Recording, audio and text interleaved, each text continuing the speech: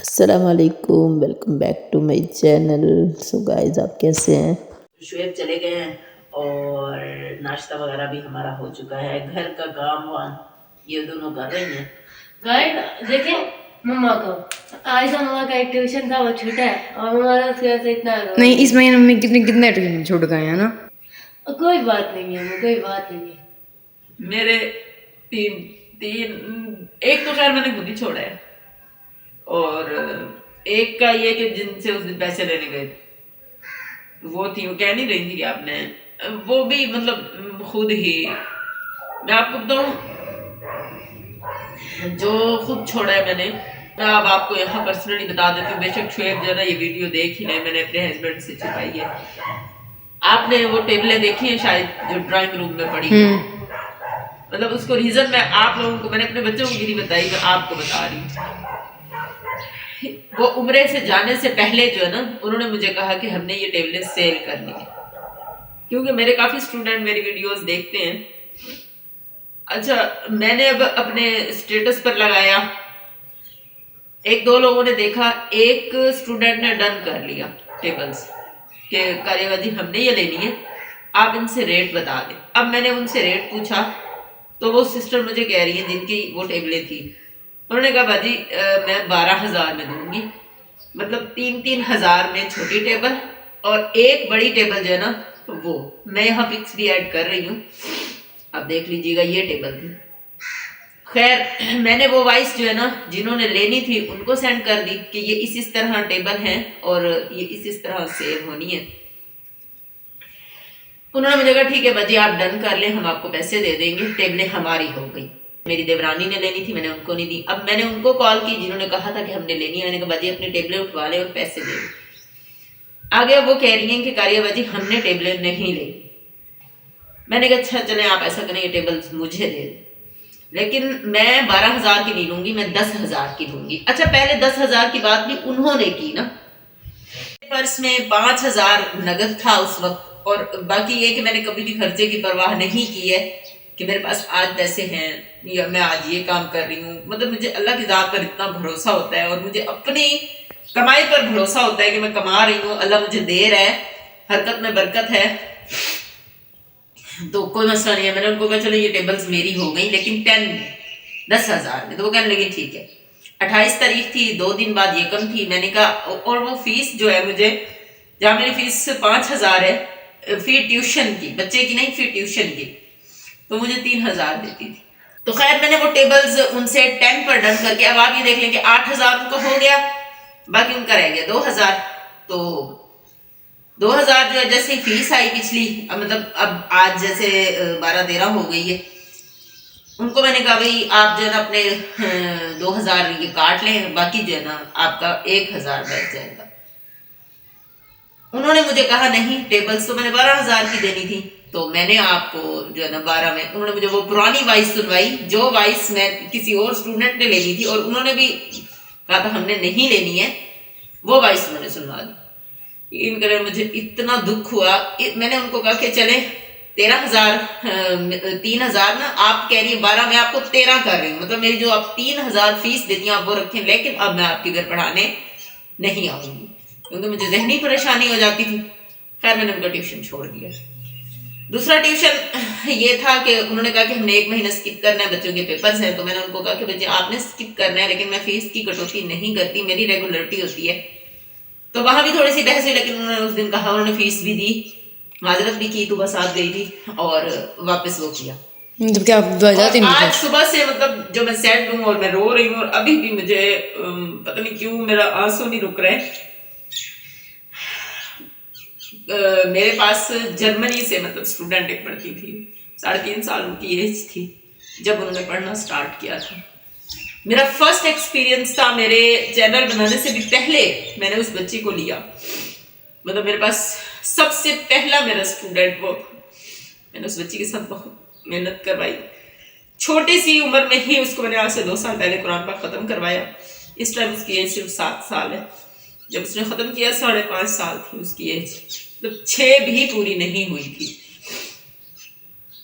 तो कुरान पाक खत्म करवाया। अब देखें तकरीबन साल हो गया उनको कुरान पाक खत्म किए गए। मैं काफी दिन से उनका रवैया जो है ना वो देख रही थी। पाकिस्तान में लोग आ रहे थे कि उनका थोड़ा रवैया मेरे साथ चेंज था। बच्ची उनकी खुद नहीं पढ़ रही थी, खुद सबक मतलब उन्होंने कम सुनाना, और उन्होंने बात मेरे ऊपर करनी स्टार्ट कर दी थी कि आप टाइम नहीं दे रही। उस बच्चे के मैसेजेस मेरे पास आते थे, नो, मैं उसको पूरा पेज देती थी, नो ये वो, मतलब अब आपको सारी स्टोरी क्या सुनाऊं। आज कल मैंने उनको कॉल की, उनकी फीस आई हुई थी जनवरी तक, अब उनकी फीस स्टार्ट होनी थी, अब फेब शुरू हो चुका है। तो मैंने उनको कहा कि भाजी आप ना मेरी फीस ट्रांसफर, और यकीन करें मैं आपको वो करेंगे 1500 रुपये फीस देते थे वो लोग। 4 महीने बाद उनकी फीस 6000 मेरे पास सेंड होती थी। अब थोड़े से मेरे मसाइल, हर बंदे के, मेरा ना बिल पे होना है, आज 15 है, मेरे पास पैसे नहीं है, और मेरे पास सिर्फ 1500 या 2000 है। तो वो खैर मैं आज उधारे लेकर कर ही दूंगी। तो जब मैंने कभी मेरी आनी है वहां से, तो मैंने आज उनको कल उनको मैसेज किया, आज उनकी कॉल आई और उन्होंने इतने रूखे लहजे में मेरे साथ बात की। 5 साल छोटी सी बच्ची के साथ मेहनत, और ये सालिहा खड़ी हुई है, तुबा को भी पता है कि हमने उस बच्ची के साथ कितनी मेहनत करवाई, क्योंकि हमारा फर्स्ट था। उसको मतलब कि एक दिन में 2-3 दफा लेते थे, 2-3 दफा लेते थे, और हम उस बच्ची को पढ़ना नहीं आता था, उसका मूड नहीं है, उसके साथ बातें करना, उसके साथ हमने ऑनलाइन रहना काफी टाइम। तो आज उन्होंने मतलब इस तरह की बातें जब की कि बच्ची ने खत्म, 5 साल हमारी बच्ची के जाया हो गए। मुझे और किसी भी बात का दुख नहीं है, सिर्फ इस बात का है कि उन्होंने कहा कि बच्ची को सही से नमाज और कलमे नहीं आते, बच्ची को सब कुछ आता है। अब देखिए दूर है वो बच्ची, तो मैं उसको किस तरह नमाज की रखते सिखाऊं। बहुत दफा मैंने कोशिश की है कि मैं किसी बच्ची को ऑनलाइन खड़ा करके उसको नमाज सिखाऊं, लेकिन वो बच्ची मोबाइल और कामों में यूज करती है, लेकिन वो नहीं। अब ये तो पेरेंट्स की जिम्मेदारी है कि वो उनको कहें कि टीचर आपका ऑनलाइन है, आप उनके साथ सीरियस हो। और मैंने 1-2 दफा इस तरह था, ये तवज्जो नहीं दे रही थी, मैंने उनकी वालदा को कहा मैसेज करके कि आप जो है अपनी बच्ची को देखें, वो तवज्जो नहीं कर रही, वो नहीं पढ़ रही। तो उन्होंने कहा कि आप प्यार से हैंडल करेंगे, मैं इतनी दूर बैठी हूँ, मैं किस तरह उस बच्ची को हैंडल करूँ, किस तरह उसको पढ़ाऊँ। आज उन्होंने मुझे मतलब इस तरह की बातें करके वो किया कि 5 साल में तो बंदा बहुत बार डिग्रियां ले लेता है, और आपके साथ हमारा रिलेशन आगे से कह रही कि बहुत अच्छा रिलेशन रहा है। इस बात पर मुझे इतना दुख हुआ है कि मेरा दिल कर रहा है कि मैं सब छोड़ दूं, मैं सब पढ़ाइयाँ खत्म कर दूं, क्योंकि मैं इतनी मेहनत करवाती हूँ। मैं सुबह अज़ानों के वक्त उठती हूँ, मेरे बच्चों को पता नहीं होता। हस्बैंड मुझे अक्सर डांट देते हैं कि उधर दफा हो जाओ, दूसरे रूम में जाकर पढ़ाओ। ये सारी मेरी बहुत बड़ी मजबूरियां हैं, मतलब मेरी मेहनत करना मेरी मजबूरी है। वो क्या मजबूरी है मैं आपके सामने कैमरे के सामने बयान नहीं कर सकती। मैं अपने मतलब मजबूरी यही कि मैं अपने बच्चों को सारा खुद, अपने बच्चों को अच्छा लाइफस्टाइल देना चाहती हूँ, अल्हम्दुलिल्लाह दे भी रही हूँ। और इसमें सिर्फ अकेली मैं खुद ही हूँ जो इनको सब सोचती हूँ, और ये मुंह पर बैठी है, इनको सब पता है, ये नहीं है कि इनको नहीं पता। रात को देर तक आना,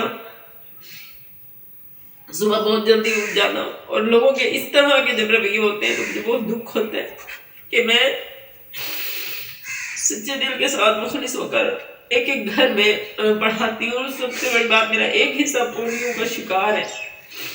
मेरे अंदर इतनी हिम्मत नहीं होती, लेकिन मैं फिर भी हिम्मत करती हूँ। इस बात से मैं बहुत ज्यादा दुखी थी, और सुबह से रजाई जब शुएब गए मुझे कोई भी अच्छा नहीं लग रहा था। मैंने अपने मुंह पर रजाई लेकर जो है ना लेट गई हूँ। बच्चे 2 दफा आए साले तो भाई कहने की मम्मा छोड़े,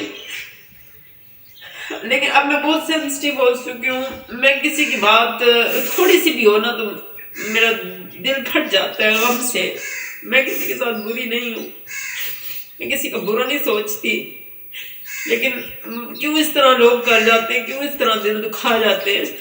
और शायद इतनी बड़ी ना हो बात, इतना बड़ा दिल ना हो, इतनी बड़ी बात ना हो, शायद आप भी कहेंगे ये क्यों इस तरह है, लेकिन नहीं लगती है अब दिल को। मैंने आपको अपनी YouTube फैमिली बनाया हुआ है, सो बस बहुत मुश्किल हो जाता है। सो आज यही ऐड करते हैं आज की सेट वीडियो का। इंशाल्लाह नेक्स्ट व्लॉग में आपके साथ मुलाकात होगी।